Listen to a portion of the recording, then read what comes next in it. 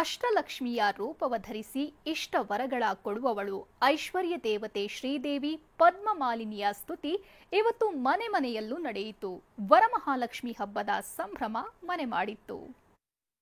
ನಮಸ್ತೆಸ್ತು ಮಹಾಮಾಯೆ ಶ್ರೀಪೀಠೆ ಸುರಪೂಜಿತೆ ಶಂಖ ಚಕ್ರ ಗದಾ ಹಸ್ತೆ ಮಹಾಲಕ್ಷ್ಮಿ ನಮೋಸ್ತುತೆ ಶಂಖ ಚಕ್ರ ಗದಾ ಹಸ್ತೆ ಮಹಾಲಕ್ಷ್ಮಿ ನಮೋಸ್ತುತೆ ಮಹಾಲಕ್ಷ್ಮಿ ನಮೋಸ್ತುತೆ.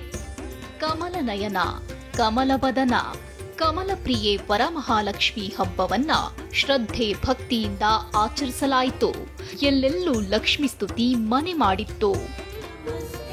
ಗರುಡಾರೂಢೆ ಕೋಲಾಸುರ ಭಯಂಕರಿ ಸರ್ವ ಪಾಪ ಹರೇ ದೇವಿ ಮಹಾಲಕ್ಷ್ಮಿ ನಮೋಸ್ತುತೆ.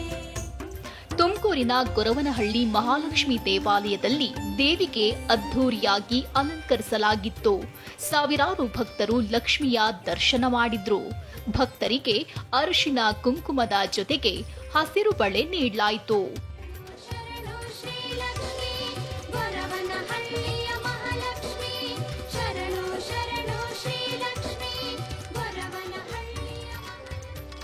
ಸಾಂಸ್ಕೃತಿಕ ನಗರಿ ಮೈಸೂರಿನಲ್ಲಿ ಪುರಿ ಜಗನ್ನಾಥ ಮಾದರಿ ರಥದಲ್ಲಿ ವರಮಹಾಲಕ್ಷ್ಮಿಯನ್ನ ಪ್ರತಿಷ್ಠಾಪಿಸಲಾಗಿತ್ತು.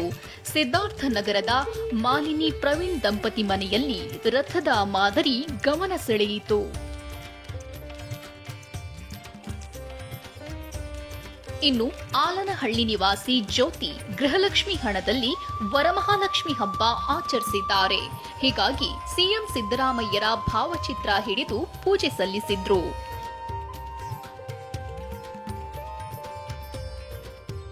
ಶಿವಮೊಗ್ಗದಲ್ಲಿ ವರಮಹಾಲಕ್ಷ್ಮಿಗೆ ಅದ್ಧೂರಿಯಾಗಿ ಅಲಂಕರಿಸಲಾಗಿತ್ತು. ತಾವರೆ ಹೂ, ಸೇವಂತಿಗೆ ಹಾರ, ಬಗೆ ಬಗೆಯ ಗೊಂಬೆಗಳು, ಬಾಳೆಕಂದು, ನವಿಲುಗರಿ, ಹಣ್ಣು, ಸಿಹಿ ತಿಂಡಿಗಳನ್ನ ನೈವೇದ್ಯಕ್ಕೆ ಇಡಲಾಗಿತ್ತು.